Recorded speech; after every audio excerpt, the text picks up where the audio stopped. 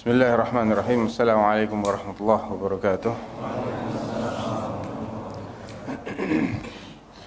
Alhamdulillah, salatu wassalamu ala Rasulillah wa ala alihi wa sahbihi wa man walah, amma ba'd. Kita murajaah sedikit ya apa yang pernah kita bahas pada pertemuan sebelumnya terkait dengan kaidah-kaidah fikih. Ada yang belum dapat makalahnya? Banyak. Coba angkat tangan semuanya yang belum dapat. Woi, separuh lebih ini kayaknya. Tayyib.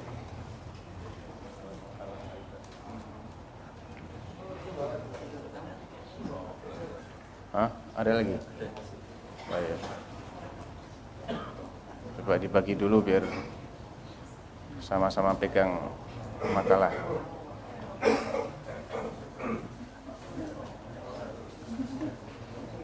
Satu orang satu kopi ya.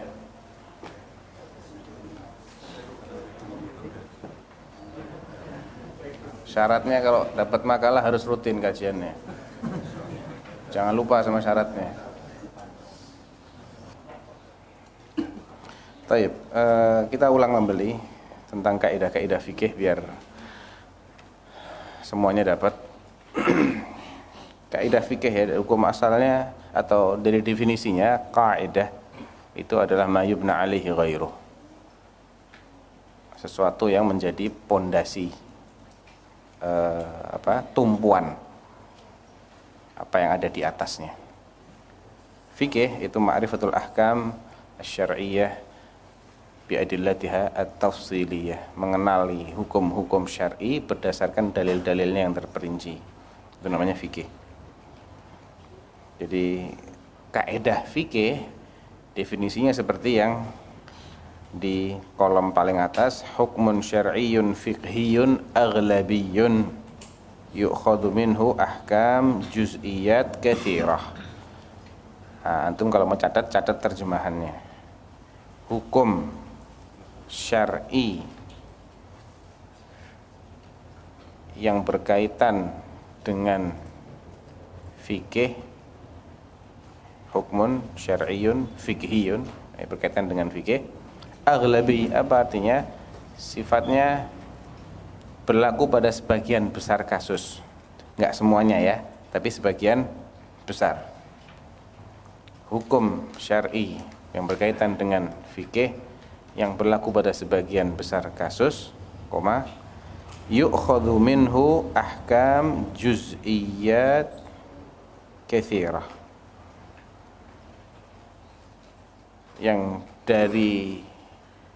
dari situ bisa diambil berbagai macam hukum untuk masalah-masalah turunannya.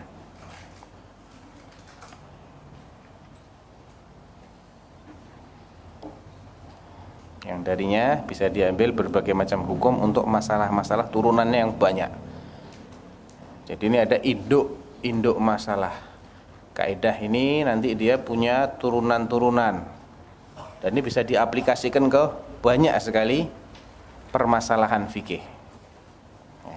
Apalagi ini memang dijuluki sebagai qawaidul fiqh al-kubra, kaidah fikih yang besar. Sumbernya dari mana?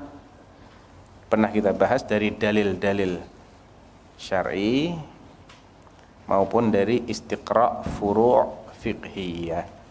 Dari dalil syar'i kalau diamati, dicermati ternyata bisa ditarik titik samanya. Nanti ada lagi dalil-dalil yang masuk dalam bab itu bisa menjadi sifatnya seperti tafsil, perincian. Apakah ini berlaku mutlak atau ada pengecualiannya? Nah, itu juga dikecualikan berdasarkan dalil. Nanti dalil yang mengecualikan ini masuk sebagai kaidah turunan. Dari kaidah induk ada kaidah turunannya. Sebagaimana yang ada dalam bagan. Ini anak cuma ingin menjelaskan petanya gitu ya. Peta fikihnya itu seperti apa, mappingnya. Bisa juga kaidah ini disimpulkan dari istiqra' furu' fiqhiyah. Jadi dari cabang-cabang ilmu fikih, ketika diamati cabang-cabangnya ini kok ini hukumnya begini ya. Oh, berarti ini bisa kita tarik menjadi sebuah kaidah. Nah, begitu. Taib. Macamnya pernah kita bahas juga kaidah kulliyah kubra, ada kaidah universal dan agung yang dikenal dengan 5 ini yang akan kita bahas sekarang ini dalam makalah ini adalah 5 kaidah fikih yang universal, yang agung. Yang pertama al-umur bimaqasidiha. Nah, ini terjemahannya semuanya ada di belakang nanti. Saya baru selesai menerjemahkan sampai 3 yang pertama, yang 2 masih dalam bahasa Arab. Al-yaqin la yazulu bisyak, al-masyaqqah tajribut taysir.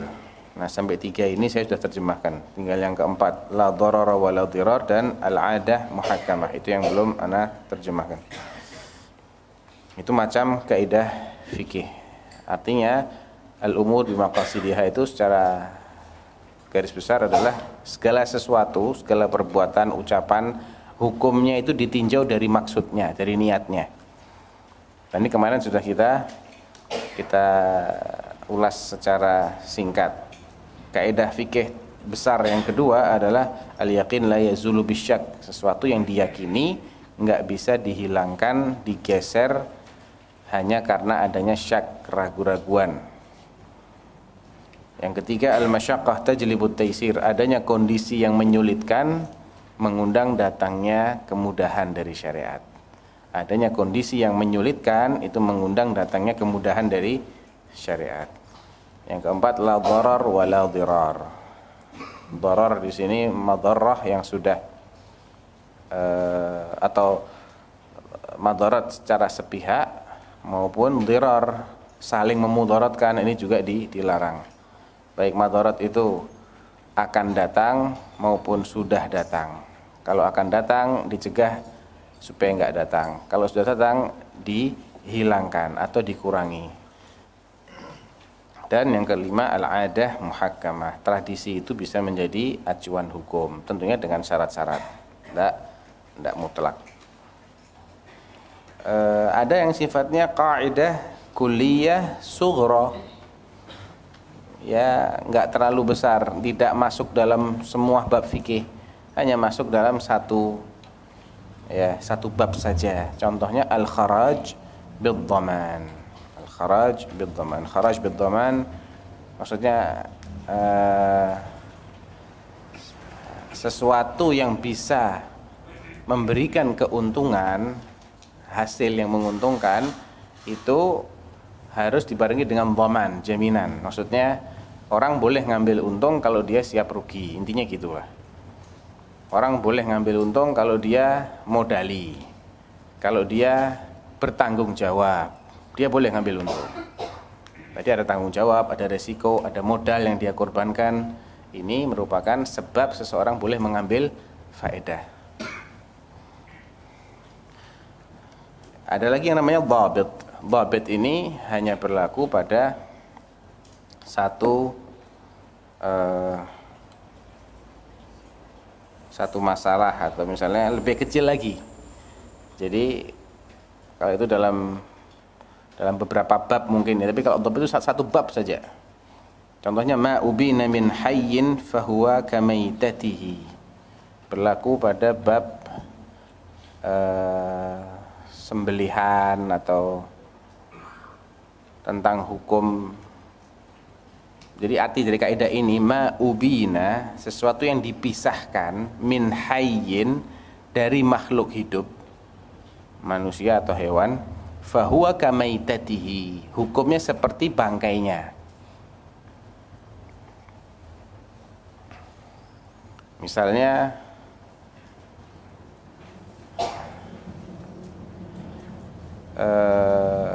sapi masih hidup, dipotong ekornya ini jadi bangkai, nggak boleh dimakan ya. Ma ubina min hayyin fahuwa kamaitatihi. Jadi bagaimana supaya ekornya boleh dimakan? Sapinya disembelih dulu. Begitu sapi yang disembelih, semua bagian tubuhnya halal, kecuali darah ya, darah nggak boleh memang, darah yang mengalir terpancar dari urat itu nggak boleh. Adapun selain itu halal, mau setelah itu dipotong buntutnya, potong kupingnya, potong cingurnya, kikilnya, semua jadi halal. Kalau sapinya masih hidup, jadi bangkai. Nah ini namanya dhabit, hanya berlaku dalam satu bab yang sempit saja. Baik. Ini pun ada pengecualiannya. Masalah ma'ubina min hayyin fahuwa kamaitatihi, ini ada pengecualian. Ada dua masalah yang dikecualikan. Masalah yang pertama adalah fi mas'alatit taridah. Orang ahli fikih menamai at-taridah. At-taridah itu hewan buruan yang dikejar-kejar, nggak berhasil ditangkap. Jadi misalnya nih ada sekumpulan orang kelaparan, dia hanya bawa pedang, pisau, pentungan gitu ya. Mangsanya apa? Sapi liar. Dikejar bareng-bareng. Wah, dikejar. Karena nggak ada yang bawa panah, nggak bisa dilumpuhkan dari jauh. Jadi ada yang gebuk kepalanya, ya, masih keliengan. Yang ini motong ekornya, des. Yang ini motong kakinya. Nah, ini pengecualian. Dalam kasus ini yang terpotong tadi halal. Karena apa? Tidak bisa dilumpuhkan. Ya. Contohnya bisa juga seperti misalnya ada seekor sapi yang terjebak dalam lubang, keprosok di dalam. Mau nyembelih gimana? Dalam lubang. Keluarin juga susah gitu ya. Ya, ini juga bisa. Jadi segala sesuatu yang mungkin tidak bisa ditangkap untuk disembelih secara syar'i, padahal dia butuh untuk dimakan, untuk diburu. Maka ini pengecualian dari kasus ma'ubina min hayyin fahuwa kamaitatihi. Pengecualian yang kedua, tapi kalau dia bisa ditangkap nggak boleh loh ya. Bisa ditangkap dan disembelih secara syar'i, maka nggak boleh dipotong-potong. Yang sudah kepotong itu berarti hukumnya bangkai. Yang lain-lain disembelih dulu kemudian baru dimakan. Khusus yang sudah terpotong itu hukumnya apa? Bangkai. Kalau itu memang bisa ditangkap dan disembelih secara syar'i. Pengecualian yang kedua adalah misik. Tahu misik? Misik itu wangi-wangian dulu. Misik itu asal muasalnya adalah darah. Yang asli itu dari darah. Darahnya kijang jenis tertentu. Nah, kijang ini kalau dia itu dikageti atau habis lari-lari, nanti di pusarnya, di bagian bawah perutnya itu akan terbentuk kantong. Kantong yang berisi darah. Nah, itu lama-lama bisa jatuh sendiri. Pluk, jatuh. Itu terpisah kan dia dari kijang yang masih hidup. Ini pengecualian juga. Jadikan minyak wangi. Kalau itu bangkai nggak boleh. Karena bangkai itu najis. Tapi ini pengecualian. Yang namanya pengecualian itu keluar dari kaidah mesti. Jadi jangan, lah ini apakah berarti makan darah itu boleh? Darah ini tok yang boleh. Ini pengecualian. Karena yang namanya kaidah itu berlaku pada mayoritas kasus. Kalau nggak ada pengecualian, kalau kasus tertentu bukan termasuk yang dikecualikan, maka dia kembali kepada hukum asal, kembali kepada kaidah. Taib. Ini kita masih belum masuk ke inti masalah ya. Manfaat dari mempelajari kaidah ini bisa antum baca di situ. Dia merupakan induk dari banyak masalah fikih yang tercabang darinya, sehingga dengan menguasainya otomatis akan menguasai banyak masalah turunannya. Lain halnya kalau antum bahas masalah-masalah furuknya nggak ngerti kaidahnya. Nah, nanti tiap kali dapat masalah baru bingung lagi. Padahal ada kaidahnya gitu loh. Kalau antum menguasai kaidahnya, antum bisa menarik masalah-masalah furuk ini kepada induknya. Kaidah fikih merangkai sejumlah bab fikih dalam satu pembahasan. Jadi kaidah al-umur bimaqasidiha itu sekaligus masuk ke berbagai macam bab. Bab thaharah, salat, zakat, shaum, haji, muamalah, jinayah dan usrah masuk semua ke situ. Sehingga dengan menguasai ini antum jadi tahu kaitan-kaitan antara satu bab dengan bab yang lain. Ternyata semuanya berkaitan dengan ini ya, gitu. Wawasannya jadi luas. Kemudian dia sangat membantu untuk mengkiaskan satu masalah dengan masalah lainnya. Demikian juga membantu orang-orang yang tidak ahli di bidang fikih untuk memahami ilmu fikih secara global. Secara global tuh orang jadi punya wawasan lah. Taib. Kemarin kita juga kayaknya sempat masuk ke kaidah yang pertama ya, al-umur bimaqasidiha, artinya sudah ada di situ. Setiap perkara tergantung maksudnya. Maknanya perkara ini meliputi ucapan dan perbuatan. Itu semua tergantung pada niatnya. Dalilnya innamal a'malu binniyat, hadis muttafaq alaih. Masalah-masalah seputar niat, fungsi niat menurut fuqaha ya, membeda ibadah dengan kebiasaan. Contohnya, ayo siapa yang masih ingat? Murojaah dulu. Membedakan ibadah dengan kebiasaan. Contohnya, mandi pagi sama mandi junub. Ada yang lain? Hah? Ada enggak? Hah? Tawaf sama cleaning service, keliling-keliling ya. Terus apalagi? Sa'i sama jogging, tapi ya kurang kerjaan ya jogging di tempat sa'i. Kemarin contohnya gitu ya. Coba lain, coba yang lainnya. Puasa dengan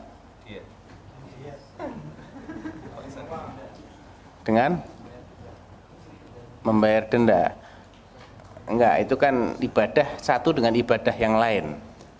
Ini antara ibadah dengan kebiasaan. Contohnya kebiasaan antum apa sehari-hari?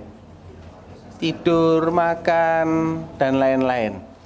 Itu bisa jadi ibadah hanya dengan niat. Tanpa ada niat untuk cari pahala, ya hanya jadi kebiasaan. Ya. Duduk di masjid, mainan HP, dengan duduk di masjid dengan niat iktikaf, bedanya apa? Ya niat. Ya. Duduk di masjid ngisis enak Arafah ini AC-nya zen dingin. Dengan duduk di masjid untuk iktikaf. Ya dari niatnya itu. Atau dia mau nunggu-nunggu antara satu sholat dengan sholat berikutnya, ataukah dia sekedar tidak disengaja, dia ada di masjid nggak keluar-keluar dari habis sholat duhur ke sholat asar, cuma ingin tidur siang. Misalnya, seandainya memang dibuka terus masjidnya ini ya, itu yang bedakan juga niat. Taib. Hah? Atau?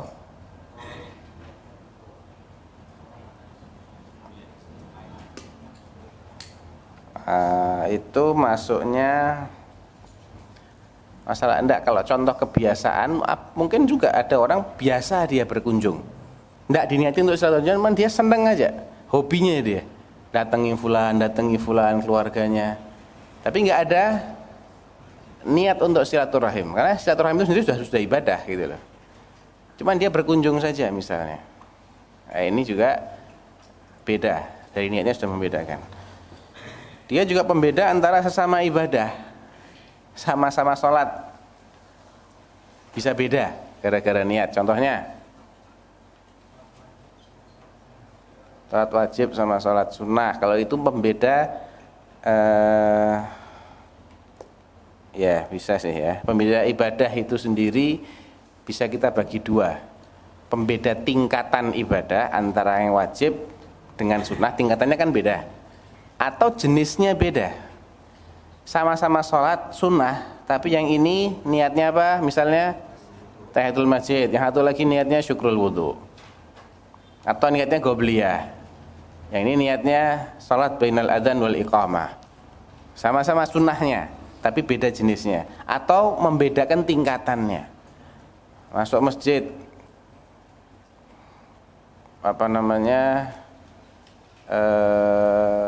dia belum sholat zuhur, atau masuk masjid, atau misalnya saum tadi ya, saum mau diniati apa? Mengqadha puasa Ramadan, berarti hukumnya apa? Wajib. Ataukah puasa sunnah aja? Puasa Senin, puasa Kamis, puasa Bid. Nah, ini sama ibadahnya tapi tingkatannya beda. Yang membedakan tingkatannya antara wajib dengan sunnah adalah juga niat. Ini pembahasan yang sering dibahas oleh fuqaha.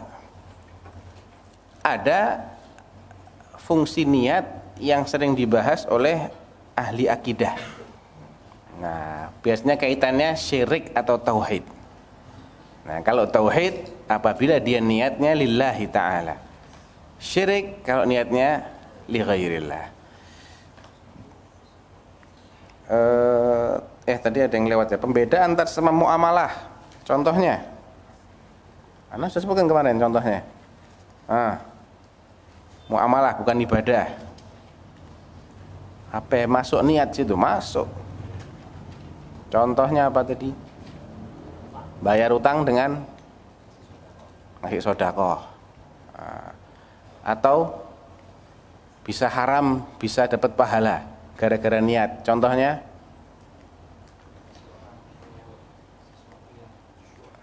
ya, apa tadi? Riswah dengan zakat. Sama-sama ngasih, orangnya sama, tapi niatnya beda. Yang ini anak kasih untuk riswah, yang ini anak kasih sebagai zakat atau sebagai hadiah. Hadiah ini bisa jadi riswah juga, karena kalau ditujukan kepada pegawai, kepada orang yang punya jabatan, hukum asalnya haram hadiah itu. Jadi ini contoh ya. Artinya hatta dalam muamalah pun niat itu berpengaruh. Orang punya harta bisa kena zakat, bisa enggak kena zakat. Apa yang bedakan? Niat. Buat apa? Niatnya kamu punya mobil sekian banyaknya, ini mau kamu apakan? Ada orang punya mobil cuman buat dikoleksi. Ada enggak? Ada. Harganya satu mungkin 0,5 M, 1 miliar. Dia cuman seneng kolektor mobil aja. Dijual enggak? Enggak. Terus buat apa? Ya anak seneng ngeliatin mobil-mobil ini. Tiap hari dipanasi satu-satu. Ya, 1 bulan buat manasinya tok mungkin jutaan. Tapi ada yang punya 1 mobil tok, Avanza tipe G tahun 2010. Tapi dia kerjaannya jual beli mobil. Mana yang kena zakat? Yang punya Avanza. Padahal harganya Avanza ini nggak ada apa-apa dibandingkan dengan harganya mobil antik yang tahun sekian itu. Tujuan itu mempengaruhi, ya, mempengaruhi. Begitu ada niat untuk diperdagangkan, maka harus mulai dihitung haulnya. Mulai jalan, argonya haul jalan. Sekaligus nanti nilainya, nilai awal berapa, kemudian setelah 1 tahun dia jadi berapa. Kalau awalnya sudah masuk nisab, berarti argonya dihitung, haulnya mulai. Tapi kalau awalnya belum masuk nisab, maka belum berlaku haul. Sampai kapan dia nggak berlaku haul? Sampai dia masuk nisab. Gitu. Jadi ini semua terpengaruh dengan niat. Nah, kalau menurut ahli akidah, niat ini fungsinya membedakan siapa yang menjadi tujuan amal. Apakah Allah ataukah yang lain? Kalau Allah berarti dia masuk ke dalam tauhid. Kalau selain Allah berarti masuk ke dalam syirik. Bisa besar, bisa kecil, ya. Hukum niat. Hukum niat itu ini yang belum kita bahas. Kadang dia menjadi syarat, ya, harus ada. Pada kasus apa niat itu harus ada? Pada semua yang sifatnya ibadah. Ya, ini yang mengandung unsur ritual, tidak bisa difahami maksudnya. Dia dianggap sebagai cara mendekatkan diri kepada Allah, dan caranya ini sifatnya tauqifi. Kalau nggak diajari dengan dalil, kita nggak ngerti cara-cara ini. Dan secara hukum sebab akibat nggak nyambung, nggak ada korelasi yang jelas gitu loh, sebab akibatnya. Kok bisa orang berdiri, rukuk, sujud, duduk, toleh kanan, toleh kiri, sambil baca, tahu-tahu dia dianggap mendekatkan diri kepada Allah. Dari sisi mana dia nggak berpindah posisinya? Kok bisa ini mendekatkan diri seseorang kepada Allah? Kan nggak ada hukum sebab akibatnya, toh? Nggak ada kaitan jelas gitu loh. Nah, ini namanya ibadah. Ibadah mahwah, murni. Manfaatnya juga buat orangnya itu sendiri. Orang lain nggak dapat manfaatnya. Murni untuk dirinya. Nah, ini mutlak harus ada niat. Sama-sama gerakannya, bacaannya, waktunya dihabiskan. Yang ini ndak niat sholat, cuman tiru-tiru latihan sholat, ya ndak bisa dianggap sebagai ibadah, sia-sia. Baik. Demikian juga dia dipersyaratkan pada ucapan-ucapan yang memiliki makna ganda. Nah, antum pernah dengar talak dengan lafadz sharih atau talak dengan lafadz kinayah? Pernah dengar nggak masalah ini? Orang menjatuhkan talak itu ada kalanya dia dengan menggunakan kata-kata yang tegas dan gamblang. Ya fulanah, kamu saya talak. Bilang gitu ke istrinya. Atau kamu saya cerai. Kamu saya firaq misalnya. Ini jelas. Kalau sudah jelas lafadznya, niat tidak berlaku di sini. Mau niat jatuh talak atau cuman sudah dia dihukumi berdasarkan lafadznya. Ya. Wah, saya tidak sengaja tidak sengaja. Selama kamu masih waras ngomongnya begitu, jatuh talaknya. Kecuali kalau dia tidur ngigau loh ya. Ngigau ini lain. Dalam keadaan tidur, tahu-tahu teriak-teriak menjatuhkan talak istrinya, ini ngigau namanya, ngelantur. Ya. Atau dia dalam keadaan sakran, mabuk, ngomongnya ngeracu, tidak karu-karuan. Ya, mabuknya haram, bukan berarti talaknya halal gara-gara dia mabuk. Tidak, mabuknya ini haram. Tapi talaknya tidak dianggap jatuh karena akalnya sedang tidak berfungsi. Atau majnun, orang gila. Ya. Memang orang gila bisa punya istri? Ya bisa saja. Dia kawin, habis kawin dia majnun. Ya. Mungkin jatuhkan talak, kalau dia majnun nggak jatuh talaknya. Adapun istrinya mau tetap jadi istrinya apa enggak, itu lain masalah. Tapi kalau si majnun ini menjatuhkan talak, nggak jatuh dalam kondisi dia majnun, gila tadi. Ada kalanya orang ini mengatakan lafadz yang multitafsir, sindiran, kinayah. Contohnya, pulang kamu ke rumah orang tuamu. Maksudnya apa ini? Suruh pulang aja, ataukah dicerai?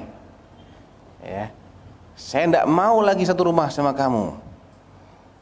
Misalnya, ya misalnya seperti itu. Atau apalagi misalnya, pergi sana, jangan tinggal di sini lagi. Nah, ini apa maksudnya? Nah, ketika itulah niat berpengaruh. Kalau niatnya menjatuhkan talak, berarti jatuh talak. Kalau niatnya nggak jatuhin talak, sekedar ngusir, sekedar suruh pulang ke tempat orang tuanya dulu, saya lagi mumet ini, lagi pusing ini. Kau ke sana dulu, keluar sana, pulang sana dulu. Tanpa ada maksud menjatuhkan talak, ya nggak jatuh talak.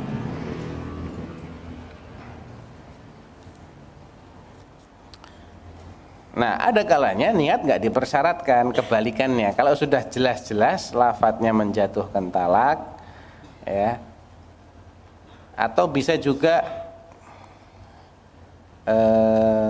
zihar itu ada kalanya dengan lafadz yang jelas-jelas. Ya, zihar ini jarang terjadi karena Itu kebiasaan orang Arab jahiliyah. Zihar itu mengatakan anti alayya ka dhahri ummi, kepada istrinya, engkau bagiku seperti punggung ibuku. Ini namanya zihar. Itu zihar dengan lafaz yang jelas. Berlaku di sana ahkamuz zihar. Dia harus kafarah, puasa 2 bulan berturut-turut. Ya, atau membebaskan budak. Tapi kalau dia bilang gini, anti ke ummi, maksudnya apa? Maksudnya engkau seperti ibuku cantiknya, misalnya gitu. Atau engkau seperti ibuku baiknya. Atau ummi, maksudnya orang tidak bisa baca tulis. Ummi, kamu ini kayak orang ummi aja. Nah, ini masih mungkin juga gitu loh. Jadi ini kinayah maksudnya. Maksudnya apa kamu bilang anti ke ummi? Maksudnya ya kamu ini seperti orang ummi, nggak bisa baca tulis. Nah, ini berarti bukan zihar. Ya, bukan zihar.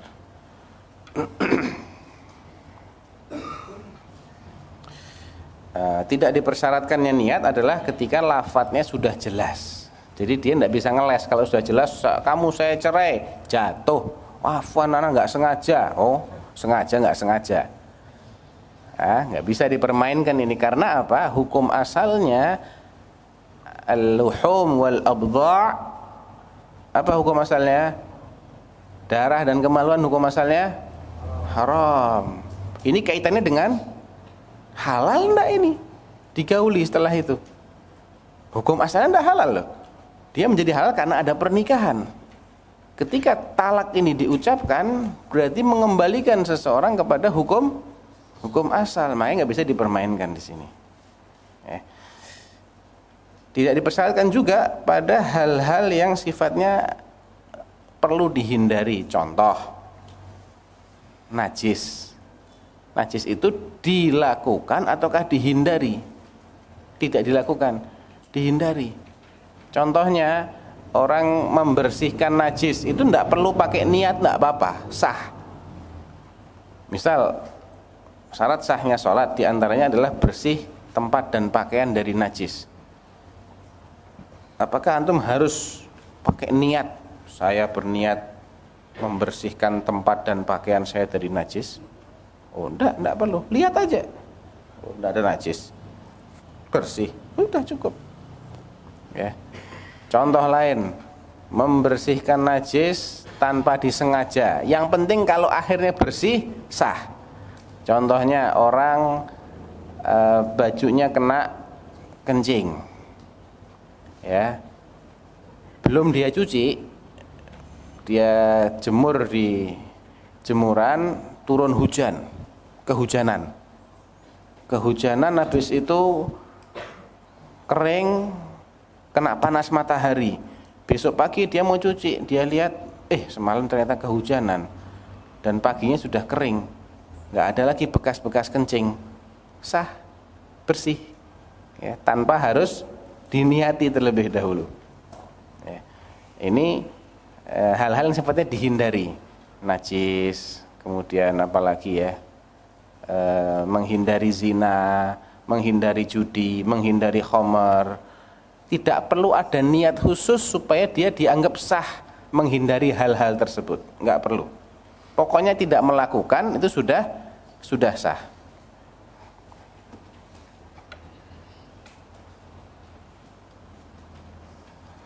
Waktu niat kapan? Niat itu waktunya sebelum atau menjelang melakukan ibadah. Ibadah yang dipersyaratkan niat tadi. Jadi ya boleh terlalu lama jedanya.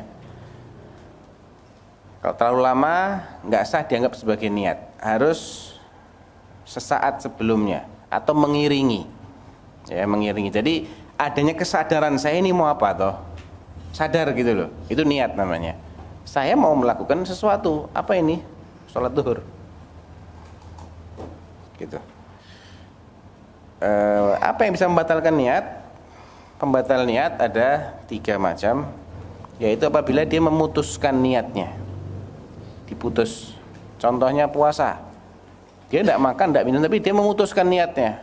Sudahlah, saya tidak mau lanjutin puasa saya. ada niat seperti itu, walaupun dia belum makan, belum minum, putus. Ada keinginan kuat untuk memutuskan, itu akan putus. Sholat juga begitu. Bisa putus ketika antum putus niatnya. Walaupun antum tidak kentut, nggak kenapa-kenapa.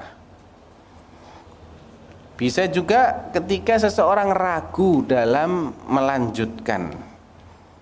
Ada yang mengatakan puasa juga bisa ragu. Lanjut enggak ya? Lupa enggak sahur tadi pagi. Haus ini. Jam 11, jam 12, aduh haus banget, lemes badan. Lanjut apa enggak? Ragu dia di sini. Sebagian ulama mengatakan adanya keraguan-raguan itu bisa membatalkan. Adanya keraguan-raguan dalam niat itu bisa membatalkan niat tersebut, sehingga kalau niatnya batal, ya ibadahnya batal.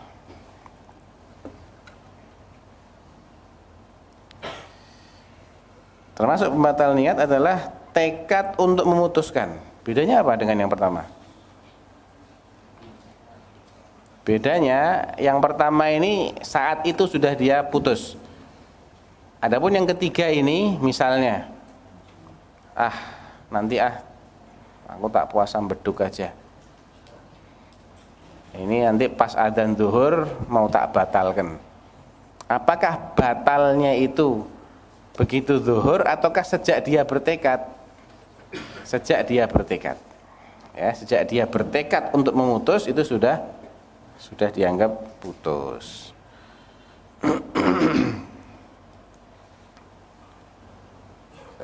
Di mana tempatnya niat? Fil qalb, ya.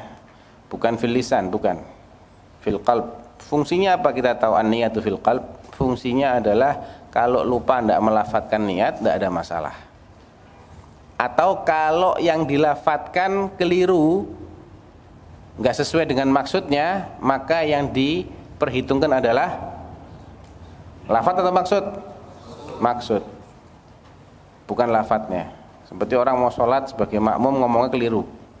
Sholli fardhu dhuhri arba'a raka'atin mustaqbilal qiblati imaman, padahal dia makmum. Salah dia ngucapnya. Atau imamnya yang salah. Maksudnya imam dia bilang makmuman. Tetap yang berlaku adalah maksudnya, bukan lafadznya. Misalnya dia mau tadinya rencananya mau sholat asar, keliru ngomongnya zuhur. Sah apa enggak? Sah, karena intinya maksudnya bukan lafadznya. Makanya paling saya tidak usah pakai dilafat-lafatkan. Tidak perlu. Allah sudah tahu kok apa niat kita. Qul atu'allimunallaha bidinikum. Katakan apa kalian hendak mengajari Allah tentang ini anak mau sholat ya Allah. Sholatnya sholat asar 4 rakaat ngadep kiblat sebagai makmum. Tidak perlu kan, Allah sudah tahu gitu loh. Baik. Nah, ini secara global al-umur bi maqasidiha. Baik. Di balik kaidah yang global ini ada kaidah-kaidah turunan. Kaidah turunan ini sifatnya mengecualikan, membatasi kemutlakannya, atau mengkhususkan keumumannya dan semisalnya, atau sebagai syarat-syarat. Yang pertama adalah al-ibrah fil uqud bil maqasidi wal ma'ani la bil alfaz wal mabani. Ini bukan kaidah yang disepakati memang. Ada sebagian ulama Syafi'iyah memperhitungkan lafadz. Kalau insyaallah jumhur lebih memperhitungkan maksud bukan lafadz. Jadi yang menjadi patokan dalam akad adalah maksudnya bukan lafadznya. Contohnya gimana? Contohnya jual beli tapi lafadznya nggak pakai lafadz jual beli. Sedangkan maksudnya jelas jual beli. Misal orang ingin menjual HP-nya. Mbok wis HP ku ambilen. Berapa harganya? 1 juta we. Tak kasihkan 1 juta tak kasihkan kau. Tapi 1 juta. Maksudnya apa ini?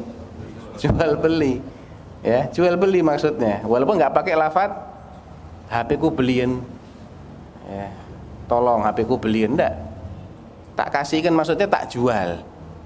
Jelas dari maksud bahwa makna dari saya kasihkan ini seharga sekian, ambillah barang saya seharga sekian, ya. Sebagai penglaris, Pak, sudahlah Pak, ambil sekalian. Apa diambil gini bawa pulang dia senang. Ya dibayar Pak, maksudnya gitu kan. Jadi maksudnya apa? Maksudnya dijualan dia ini. Nah, ini yang menjadi inti kalau dalam akad-akad itu patokannya adalah maksud, bukan lafadznya itu sendiri. Baik, kita kembali ke kaidah turunan yang pertama tadi, yaitu apa? Al-ibratu fil uqud bil maqasidi wal mabani la bil maqasidi wal ma'ani la bil alfadhi wal mabani. Yang jadi patokan dalam akad adalah maksud dan maknanya, bukan lafadz dan kalimatnya. Terjemahannya bisa seperti itu. Contohnya tadi jual beli tapi pakai lafadz ambil, tak kasihkan.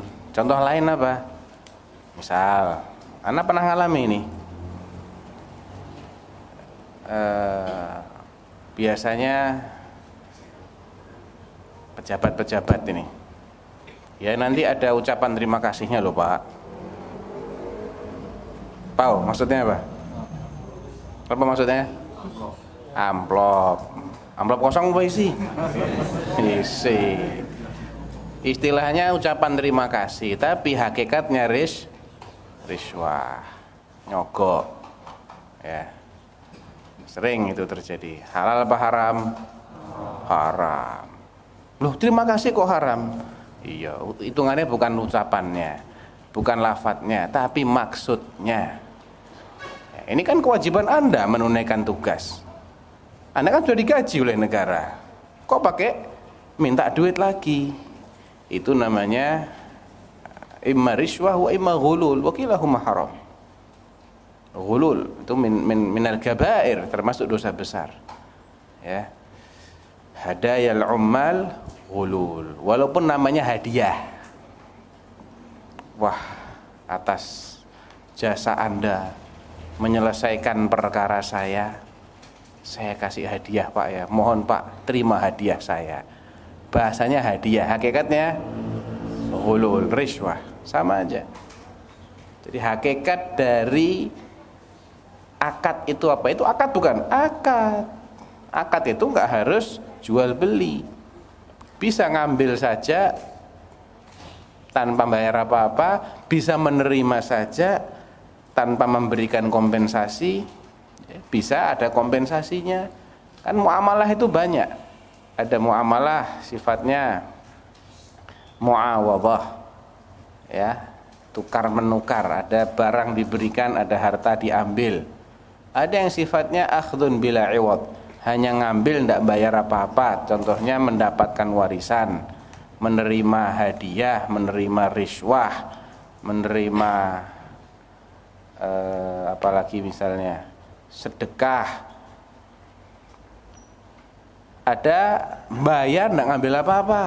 Sebaliknya yang ngasih hadiah, yang ngasih riswah, yang ngasih sedekah, ini tinggal ngambil apa-apa. Ada yang namanya mudharabah.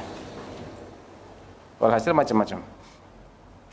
Afan tausiqah, ada untuk menguatkan akad yang lain, atau musyarakah, saling berserikat.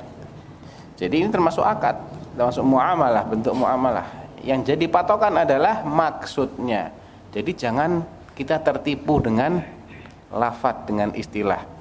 Karena di antara trik orang untuk menjerumuskan ke dalam maksiat itu adalah menamai maksiat dengan yang bukan namanya. Khamar dinamai dengan minuman misalnya kebugaran atau apa, jamu apa, banyu galak.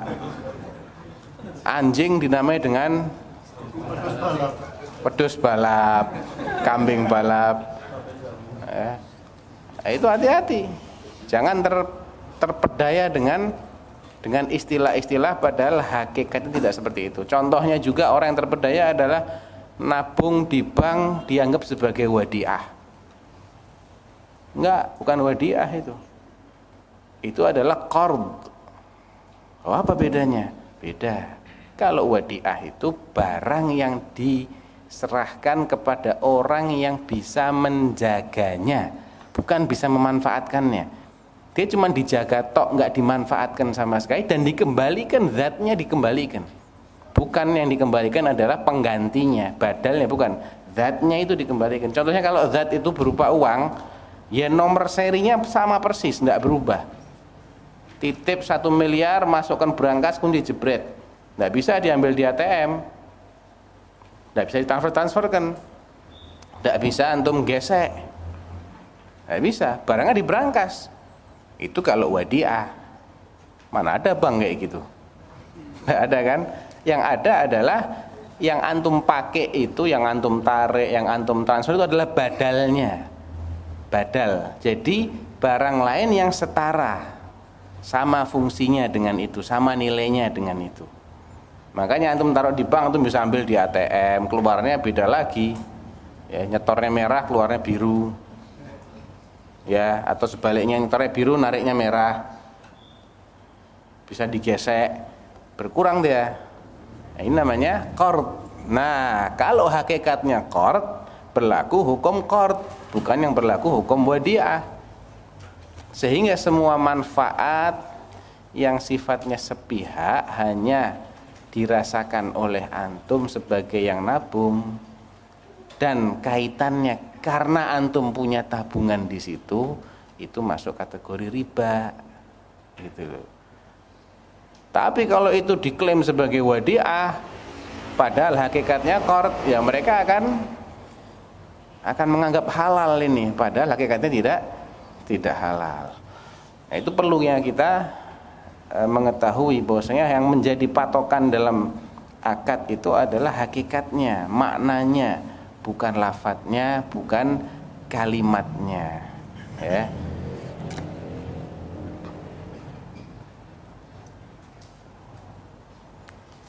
Kaidah yang lain yang merupakan turunannya adalah an-niyatu tukhassisul 'am wa tu'ammimul khas. Niat itu dapat mengkhususkan sesuatu yang lafadznya itu umum, tapi niatnya khusus. Maka yang berlaku adalah yang dia niatkan.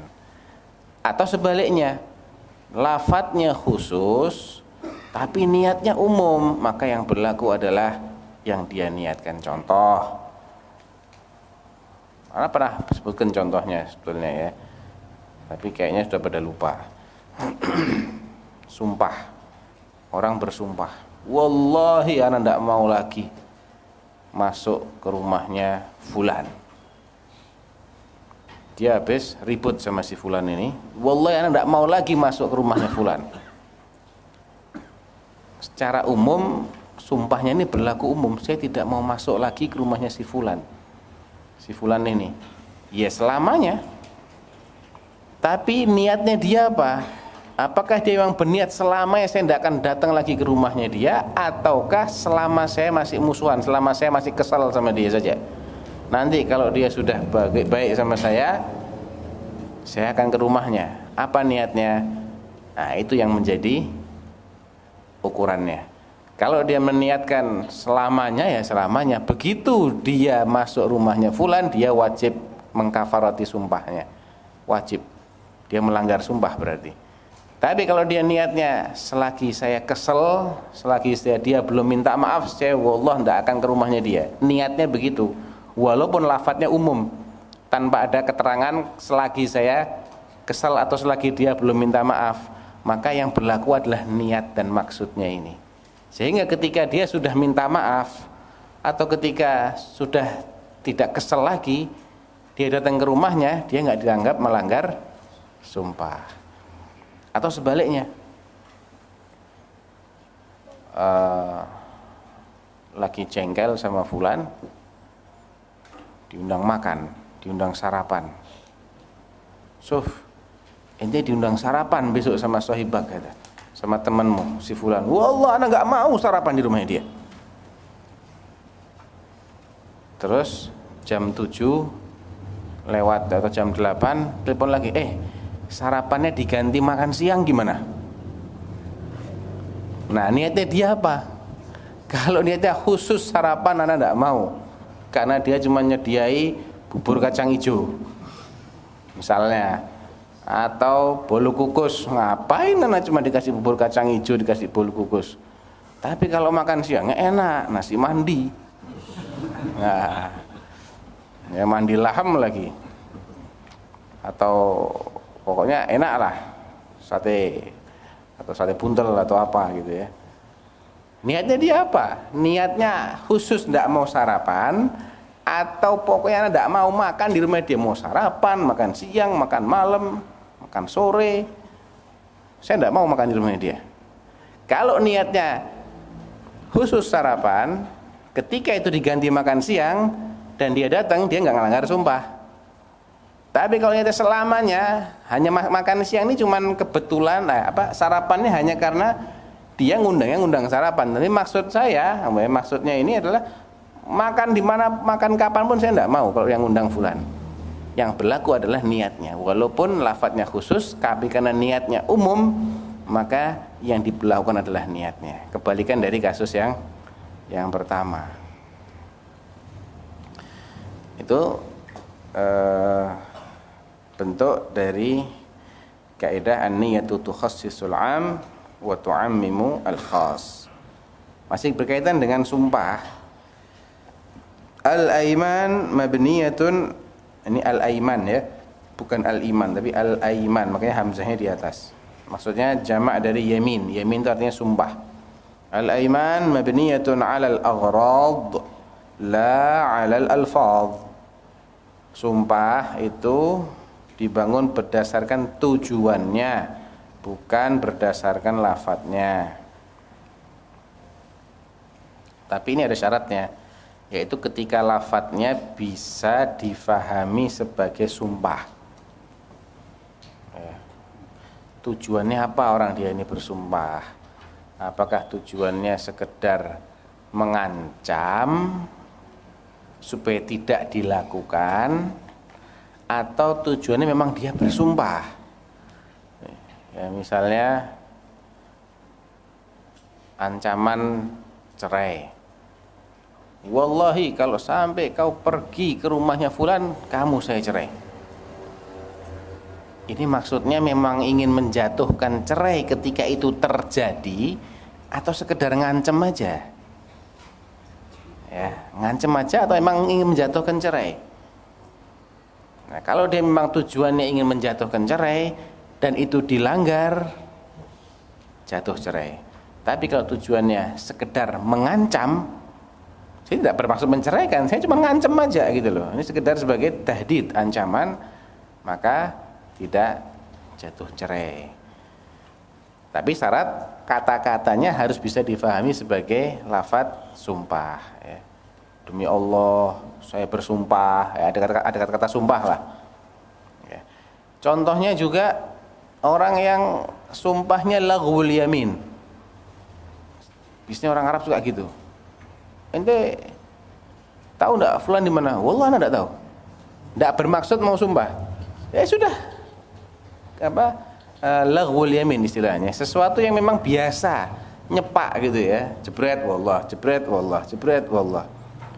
Wallahi ya, mungkin anak beli harganya 500.000. Enggak berniat sumpah, enggak. Nah, ini enggak dihukumi sebagai sumpah. Ternyata enggak dengan 550 anak. Apakah harus kafarah sumpah? Enggak, niatnya bukan mau bersumpah. Ya. Na'am wallah, la wallah. Wallahi bukan untuk sumpah. Yes, ya ini laghul yamin istilahnya. Ya. Tapi ketika seseorang diminta untuk bersumpah di depan hakim, nah ini sudah mengikat ya. Karena apa yang akan dia ucapkan ini tujuannya sudah jelas, tujuannya dalam rangka sumpah. Dia nggak bisa lagi berkelit di situ.